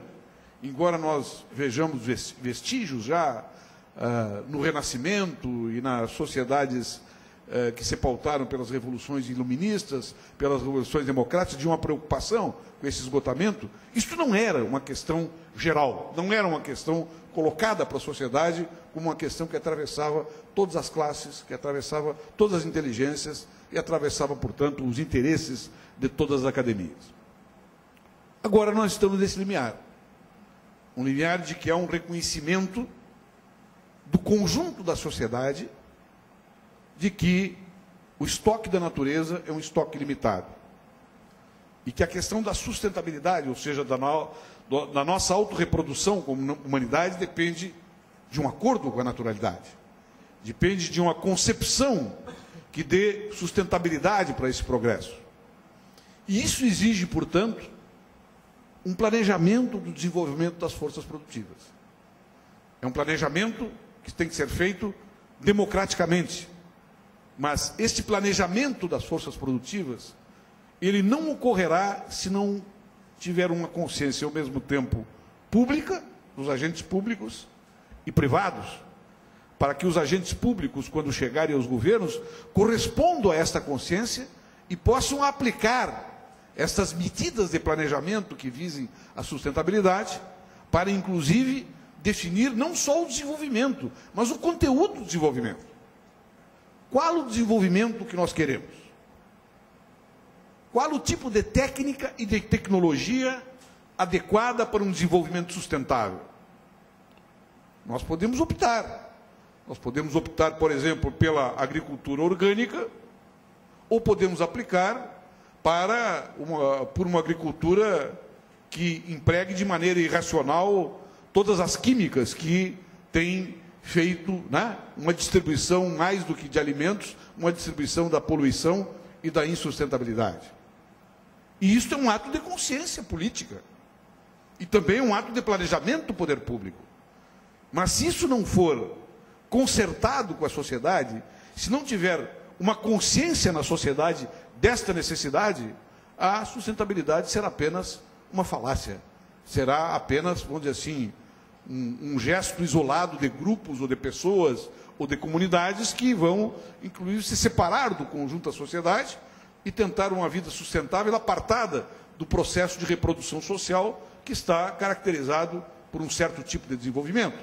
E esse fenômeno nós já vemos hoje, né? Pessoas que se apartam em relações utópicas, se separam da sociedade, atribuem, né, a uma determinada ética, né, comunitária, e vivem em uma relativa harmonia com a natureza, fruindo produtos orgânicos, não aceitando algumas delas, inclusive, nem utilização de luz elétrica, apenas para dar um exemplo.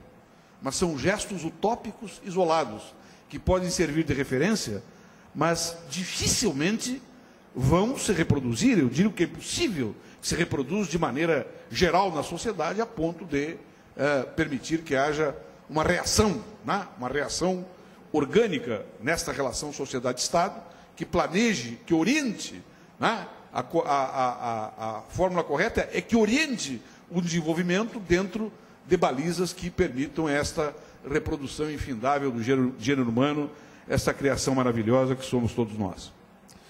Como é que nós tratamos isso no nosso governo? Nós tratamos com duas balizas, com dois elementos. Um elemento que é a própria sustentabilidade política do governo, que se dá através de um órgão de concertação política que se chama Conselho de Desenvolvimento Econômico e Social. As principais políticas públicas que nós desenvolvemos, inclusive as políticas ambientais, que se reportam à Secretaria do Meio Ambiente, se reportam à FEPAM, elas são concertadas, são discutidas, são debatidas ali, naquele conselho. Então, este conselho, que é um órgão de consultoria do governador e, ao mesmo tempo, de assessoria do governador, ele constitui pactos. Mas, embora seja um órgão de sustentabilidade política, é necessário dizer que os principais pactos que estão ali realizados são ainda pactos produtivistas, que têm, né, ainda, né, este impulso, eu diria, espontâneo de uma exploração infinita da natureza, como se as reservas da natureza fossem infindáveis. Mas por que isso ocorre? porque esta é a lógica do processo do desenvolvimento global. Não é? A lógica não foi invertida ainda. Esta lógica é uma lógica que integra, por assim dizer, a ética pública dos países que comandam a economia global. Tanto é verdade que os países europeus, por exemplo, que já depredaram a natureza e já reconstruíram, tanto é verdade que os Estados Unidos, por exemplo, que é o maior emissor, né, de CO2, não tem nenhuma preocupação com isso, não aceita, inclusive, né, ou aceita com relutância e com muita redução de expectativas, por exemplo, o combate à destruição da camada de ozônio. Né? Este tipo de postura é o que comanda ainda, portanto, né, indiretamente, mas recorrentemente, a própria gestão pública. Este ato de consciência fundante, não de um novo modo de produção, mas de uma nova relação homem-natureza, humanidade-natureza, é o que pode reverter essa situação. E esta reversão é uma decisão eminentemente política, no sentido mais amplo e mais nobre que tem esta palavra. Os experimentos, os movimentos que nós estamos fazendo para começar a insinuar um projeto de sustentabilidade aqui no nosso Estado passa por uma série de experiências. Desde os elementos de proteção à agricultura familiar, né, para permitir que ela tenha sustentabilidade, para que ela tenha sustentabilidade econômica e social, e passe a usar determinadas tecnologias e técnicas que não agridam o meio ambiente, a adoção de programas agroecológicos para que se reproduzam nessa base produtiva aqui no Estado, como também para que nós possamos, a partir de projetos específicos relacionados com os órgãos de controle, fazer um trabalho educativo junto aos produtores. Porque um produtor, seja ele qual for, seja micro, pequeno e médio, ele lida com um elemento central no seu processo produtivo, que é como ele vai concorrer com o vizinho que pode ter um custo menor na sua produção. E esse custo menor na sua produção é obtido muitas vezes através desse estoque, né, desse estoque de naturalidade depredado cuja preservação elevaria os custos da produção. Então, sustentabilidade política, sustentabilidade ambiental e constituição de um pacto político e social que possa organizar, que possa interferir, que possa orientar o processo de desenvolvimento de tal modo que haja uma nova relação harmoniosa, pensada e projetada pelo ser humano, que faça com que o modelo de desenvolvimento saia dessa espontaneidade predatória que caracterizou, lamentavelmente, a nossa história até hoje. Muito obrigado pela atenção de vocês.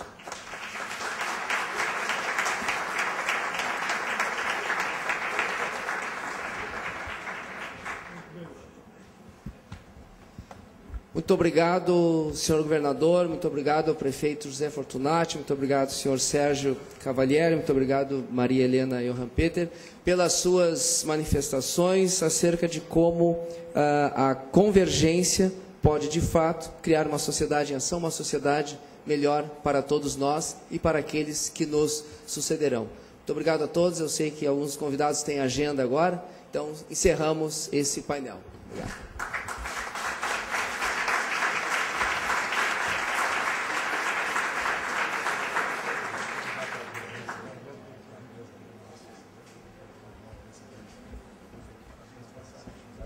Bem, eu peço que, por favor, os senhores permaneçam só mais um minutinho no palco e imediatamente a gente convida o Dr. Guilherme Guaranha, diretor da Braskem e membro da coordenação do segundo FAS, a conduzir uma breve cerimônia de lançamento dos seguintes programas: Programa Estadual para a Sustentabilidade, Programa Carbono Neutro e Feira Internacional de Sustentabilidade, FIS.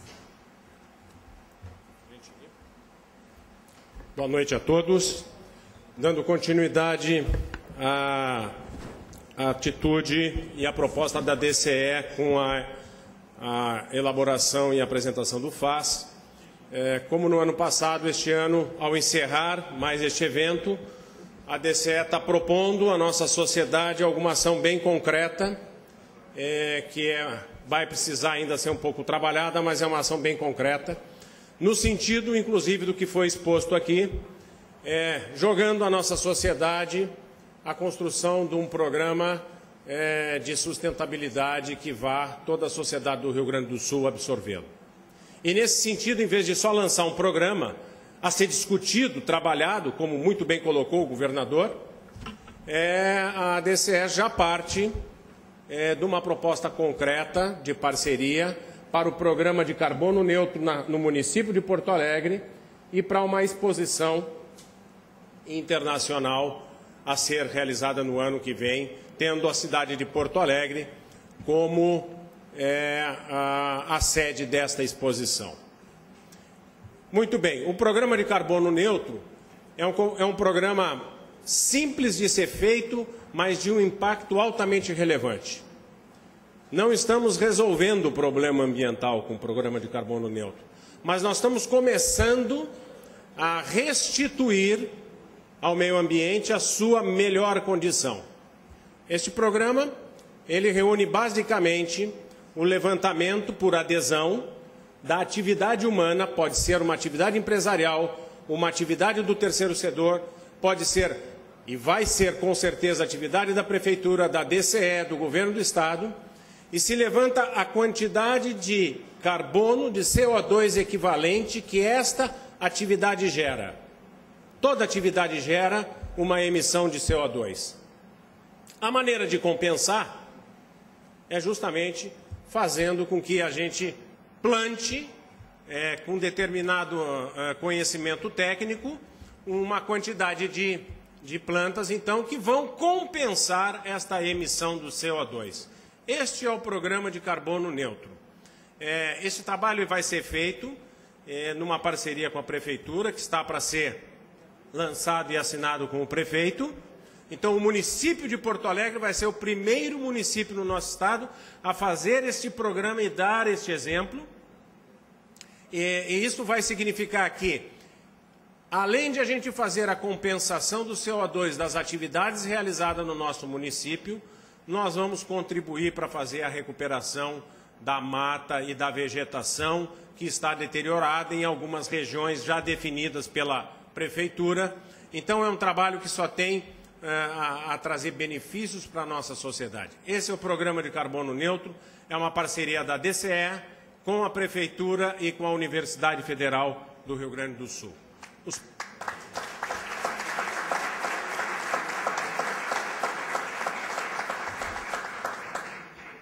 O segundo lançamento, bom, este programa será então objeto de uma comissão mista organizada por esses 3 parceiros que vão fazer e convidar os demais agentes da nossa sociedade, o terceiro setor, e aqui já aproveito para convidar os parceiros voluntários para fazer parte desta comissão, para regulamentar então o programa Carbono Neutro.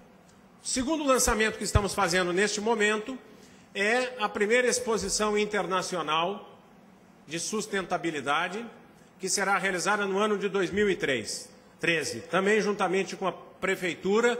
O município de Porto Alegre é escolhido para ser sede dessa exposição, onde então nós teremos oportunidade para todas as entidades e organizações pequenas, médio, grande, do terceiro setor, do setor público, fazerem a exposição daquilo que realmente estão fazendo, da contribuição positiva que estão dando à sociedade em relação à sustentabilidade, para que isso sirva efetivamente de exemplo, para que isso sirva de referência e que possa, então, multiplicar essas ações e essas práticas. Isso irá acontecer o ano que vem, juntamente com o terceiro FAS. Então, o FAS se insere nessa exposição. O local não pode ser um local mais bem definido, é para ser à beira do nosso Lago Guaíba, no anfiteatro do Pôr do Sol, ou seja, estaremos lá privilegiando a natureza e a beleza que a natureza nos dá na cidade de Porto Alegre e, ao mesmo tempo, fazendo um evento internacional, mostrando toda o nosso compromisso, o nosso comprometimento com práticas sustentáveis no nosso estado. Então, também é objeto do trabalho desta parceria e que será trabalhado daqui para o final do ano para o lançamento definitivo da feira. Os próximos passos, nossa proposta é que esse programa e que essas iniciativas passam a ser efetivamente parte de um programa maior do nosso Estado, como o governador colocou, e a DCE está se colocando à disposição do governador para discutir como nós podemos apoiá-lo nessa iniciativa. E, com a Prefeitura e com a Universidade Federal, darmos, então, o nosso seguimento a esses dois programas. Esta é a contribuição, no final do FAS, que a DCE faz para a nossa sociedade. Quero chamar aí o presidente da Mico para proceder ao encerramento aí da nossa atividade.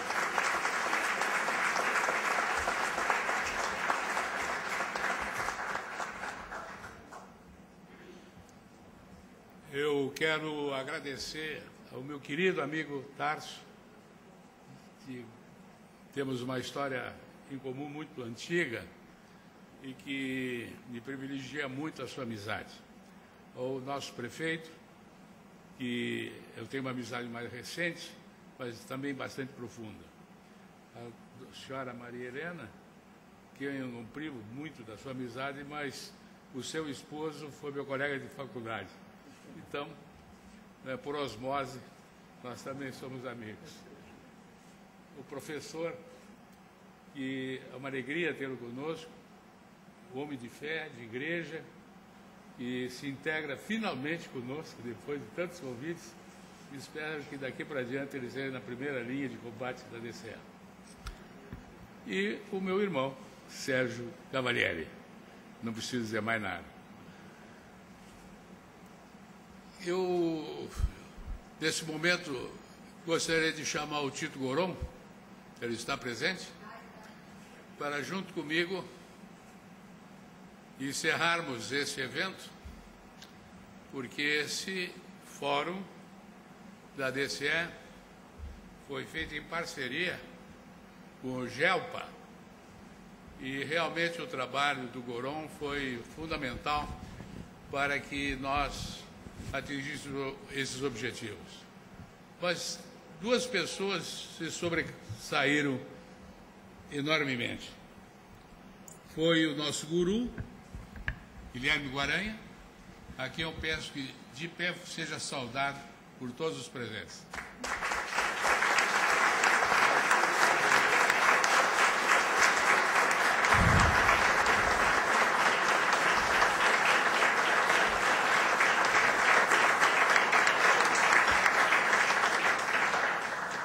E o grande condottiere dessa jornada, Juarez Pereira. Onde é que está o Juarez? Aí. Sem o trabalho do Juarez, não teríamos o êxito que nós temos. Só posso dizer, Deus te abençoe e te guarde, para que o ano que vem tu trabalhe o dobro. Enfim, sem muita formalidade, eu sei que as autoridades têm agenda, tem outro. Vamos, de pé agora, saudar a República Piratini.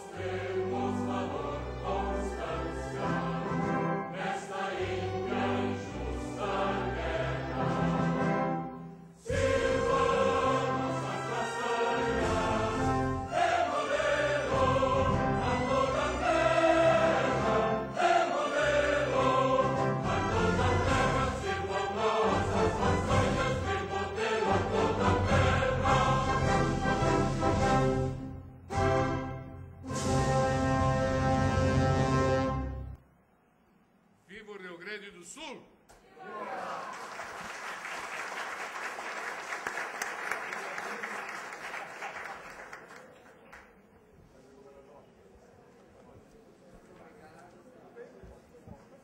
A gente agradece a presença e a participação de todos neste segundo fórum, a DCE para a sustentabilidade. Obrigada a todos e até o ano que vem.